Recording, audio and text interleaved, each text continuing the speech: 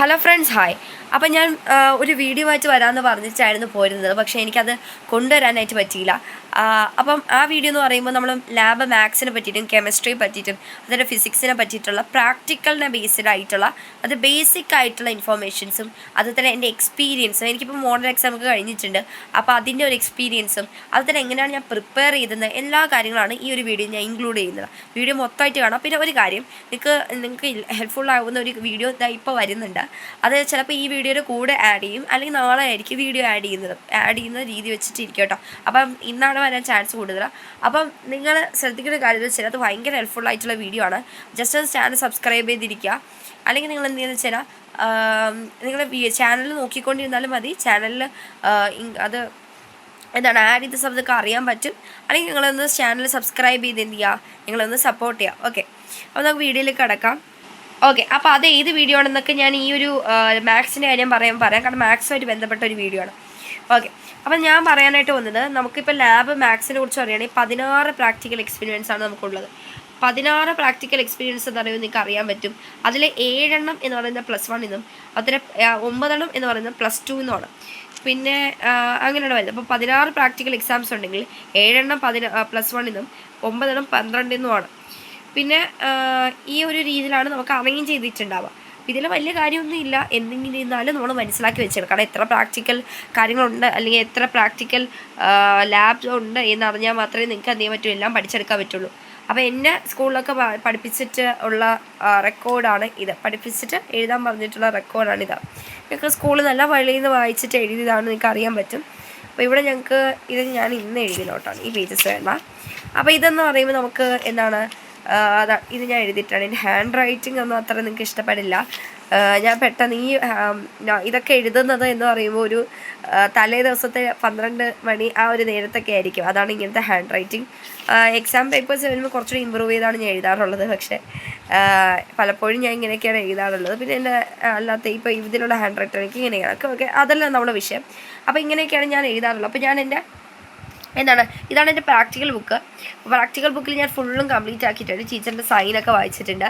അപ്പോൾ നിങ്ങൾ മനസ്സിലാക്കേണ്ടത്, ടീച്ചറുടെ സൈനൊക്കെ വാങ്ങി ഞാൻ കംപ്ലീറ്റ് ആക്കിയ ഒരു റെക്കോർഡ് ബുക്കാണിത്. അപ്പോൾ ഞാൻ ഫസ്റ്റ് മോഡൽ എക്സാമിലേക്ക് പോയ സമയത്ത് മോഡൽ എക്സാമിന് ഇന്ന് ഞങ്ങൾക്ക് മോഡൽ എക്സാം ആയിരുന്നു മാത്സിൻ്റെ. അപ്പോൾ ഞാൻ പറഞ്ഞല്ലോ 16 എക്സ്പെരിമെൻ്റ് ഉണ്ട്, അതിൽ ഇത്രയുണ്ട്. അപ്പോൾ ഞങ്ങൾക്ക് ടോട്ടൽ ചോദിച്ചാൽ 6 ക്വസ്റ്റ്യൻസ് ആണ്. എക്സാമിന് ചോദിക്കുന്ന 6 ക്വസ്റ്റ്യൻസ് ആണ്.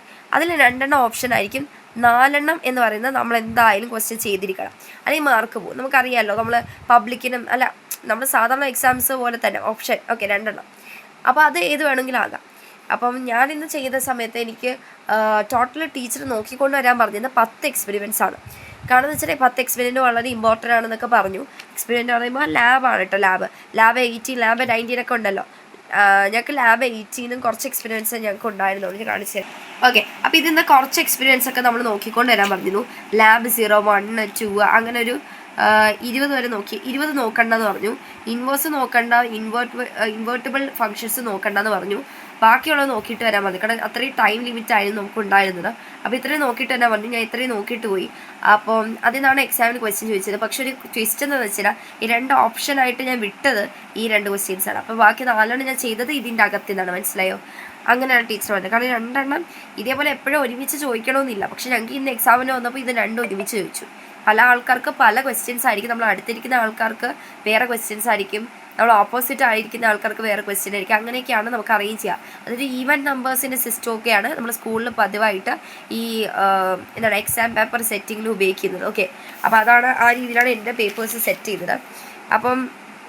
അപ്പോൾ ഞാൻ പറഞ്ഞല്ലോ, അതൊക്കെയാണ് എൻ്റെ മോഡൽ പ്രാക്ടിക്കൽ എക്സ്പെരിമെൻറ്റ്. കുറച്ച് കാര്യം ഞാൻ പറയാം ഓരോന്നായിട്ട്. ഇനി നോക്കാം. ഇവിടെ സമയത്ത് നമ്പർ ഓഫ് ക്വസ്റ്റ്യൻസ് എന്ന് പറയുമ്പോൾ ഞാൻ പറഞ്ഞ പോലെ തന്നെ 6 ക്വസ്റ്റ്യൻസിൽ 4 ക്വസ്റ്റ്യൻസ് നമ്മൾ ചെയ്യണം, ഉറപ്പായിട്ട് ചെയ്യണം. അതിൽ മാർക്ക് എന്ന് പറയുന്ന സമയത്ത് അതിൽ നിന്ന് നമുക്ക് കിട്ടാവുന്ന മാർക്കാണ് 32 മാർക്ക്. അത് 6 ക്വസ്റ്റ്യൻസ് നമ്മൾ ചെയ്യുന്ന സമയത്ത് 6 ക്വസ്റ്റ്യനിൽ 4 ക്വസ്റ്റ്യൻ ചെയ്യുന്ന സമയത്ത് നിങ്ങൾക്ക് 32 മാർക്ക് കിട്ടും. ഈ 32 മാർക്കും പ്ലസ് റെക്കോർഡിൻ്റെ മാർക്ക് 4 മാർക്കും, പിന്നെ വൈവ ചോദിക്കും കേട്ടോ. നല്ല ക്വസ്റ്റ്യൻസ് ചോദിക്കും. ഓരോ ലാബ് ചെയ്യുമ്പോഴും ടീച്ചേഴ്സ് അടുത്തൂടെ പോയിട്ട് നമുക്ക് എന്ത് ചെയ്യും, ആ ക്വസ്റ്റ്യൻസൊക്കെ ചോദിക്കും. അങ്ങനെയാണ്. പക്ഷെ മോഡലിൽ എനിക്ക് അങ്ങനത്തെ ക്വസ്റ്റ്യൻസ് ഒന്നും ചോദിച്ചില്ല. സോ ഞാൻ പഠിച്ചതും ഇല്ല. പിന്നെ പബ്ലിക്കിന് നന്നായിട്ടിരുന്ന് പഠിക്കണം. കാരണം ഏത് ക്വസ്റ്റ്യനാണ് ചോദിക്കുന്നത് അറിയില്ല. വൈവിക്ക് 4 മാർക്കുണ്ട്. പിന്നെ 40 മാർക്കാണ് ടോട്ടൽ വരുന്നത്. അങ്ങനെ കൂട്ടുമ്പോൾ 40 മാർക്ക്. ഇനി നമ്മൾ വേറൊരു കാര്യം ശ്രദ്ധിക്കേണ്ടത് വെച്ചാൽ ഞാൻ പറഞ്ഞ +1 ഇതിൽ നമ്മൾ മനസ്സിലാക്കേണ്ടത് +1 ടോപ്പിക് ഉണ്ട്, +2 ഉണ്ട്. അപ്പോൾ +1 ടോപ്പിക്കിന് അറ്റ്ലീസ്റ്റ് നിങ്ങൾക്ക് അറിയാം 6 ക്വസ്റ്റ്യൻ ഉണ്ട്. ഈ 6 ക്വസ്റ്റ്യനിൽ 4 ക്വസ്റ്റ്യൻ ആൻസർ ചെയ്താൽ മതി. അതിൽ അറ്റ്ലീസ്റ്റ് ഒന്നെങ്കിലും +1 ആയിരിക്കണം, അറ്റ്ലീസ്റ്റ് +2 ഒന്നെങ്കിലും +2 ആയിരിക്കണം. എന്ന് വെച്ചാൽ അതിനർത്ഥം എന്ന് വെച്ചാൽ ഇത്രയേ ഉള്ളൂ, മൊത്തം നിങ്ങൾ +2 ചെയ്യരുത്, മൊത്തം നിങ്ങൾ +1 ചെയ്യരുത് എന്നാണ്. മനസ്സിലായോ? അതായത് നിങ്ങൾ 4 ക്വസ്റ്റ്യനും +1 ചെയ്യരുത്, അതിൽ ഒരു ക്വസ്റ്റ്യനെങ്കിലും എന്ത് ചെയ്യണം, +2 ചെയ്തിരിക്കണം.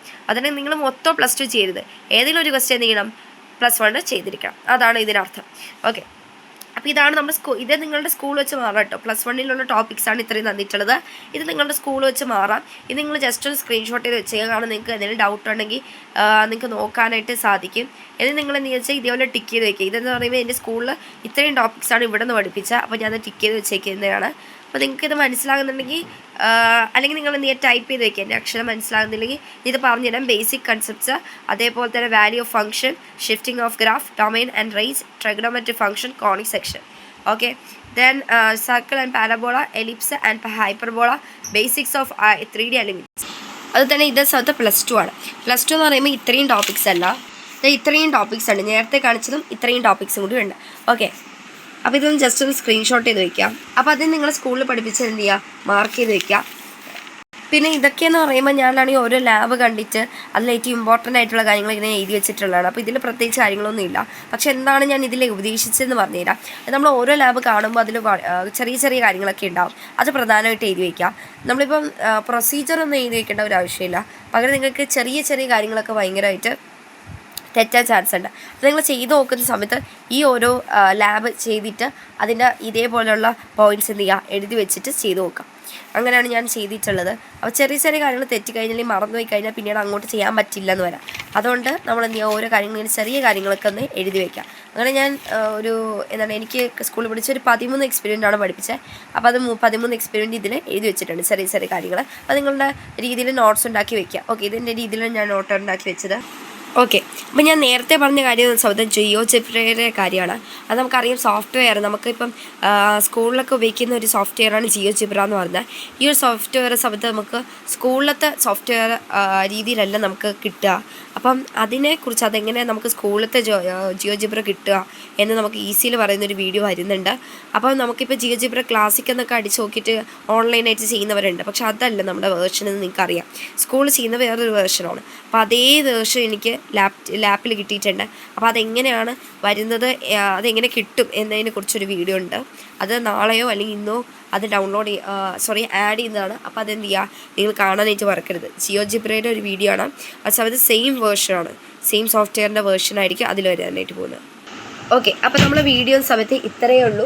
അപ്പം നമുക്ക് മാത്സും കെമിസ്ട്രിയും ഫിസിക്സും ഒക്കെ അടുത്തൊരു വീഡിയോയിൽ ആഡ് ചെയ്യാം. കാരണം ഇത് കുറച്ച് ഓവർലോഡഡ് ആയിട്ടുള്ളതുകൊണ്ട് ഞാൻ അടുത്ത വീഡിയോയിലായിരിക്കും നീങ്ങുന്നത്, ബാക്കിയുള്ള കാര്യങ്ങൾ പറയുന്നത്. അപ്പം നമ്മൾ എല്ലാ വീഡിയോയും കൂടി അല്ലെങ്കിൽ എല്ലാ കാര്യങ്ങളും കൂടി ഒരുമിച്ചാക്കുന്നില്ല.